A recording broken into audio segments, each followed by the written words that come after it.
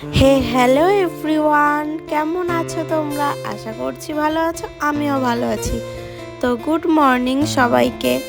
আর এদিকে দেখো সকাল সকাল আমার বর বাজারে গিয়েছিল, কত সবজি নিয়ে এসেছে। এদিকে ফ্রিজে অনেক সবজি ছিল, তাও ও এত ব্যাগ ভরে সবজি নিয়ে চলে এসেছে। তার সঙ্গে লটকাও এনেছে। আর এদিকে দেখো আমি করছি রান্না। আর এদিকে কাঁকরোল ভাজি করছি, আর কলমি শাকটা কেটে নিয়েছি। আর এদিকে মাছের মাথা দিয়ে করব কচুর শাক। আর এদিকে দেখো নদীর মাছ নিয়ে চলে এসেছে। আর আমার ভাত হয়ে গেছে। আর এদিকে কচু শাকটা আমি সেদ্ধ করে রেখেছি। তো এখন মনে হয় 10টা সাড়ে 10টার মতো বাজে।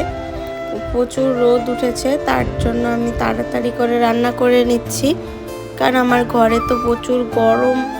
এই রান্নাঘরটা প্রচুর গরম, তার জন্য। এদিকে দেখো বর বলছে তরকারি পরে করো, আগে আমি ভাত খাবো। আমার খুব খিদে পেয়েছে। আগের দিন রাত্রে যেহেতু আমরা ভাত খাইনি, ম্যাগি খেয়ে ঘুমিয়েছিলাম, তাই বরের খুব খিদে পেয়েছিল, আমারও পেয়েছিল, তাই আমরা খাওয়া দাওয়াটা সেরে নিয়েছি। আর এদিকে দেখো আমাদের পাপা ঘুমিয়েছিল, তার জন্য বিছানা গোটাতে পারিনি। এখন এসেছি বিছানাটা গোছাতে। তা আমার মতো কার কার তোমাদের বিছানাটা না গোছালে মনে হয় যেন সব কাজই পড়ে আছে?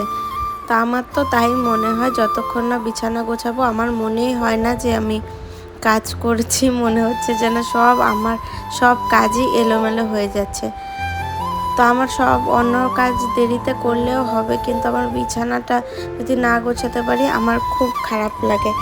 তো বিছানো গোছানো কমপ্লিট। আর এদিকে তোমাদের দাদাভাইয়ের একটা শার্ট ছিল, সেটাই ভাঁজ করে নিচ্ছি। সময় থাকলে আয়রন করতাম, যেহেতু সময় নেই তাই আর আয়রন করব না, এখন এভাবেই রেখে দেবো।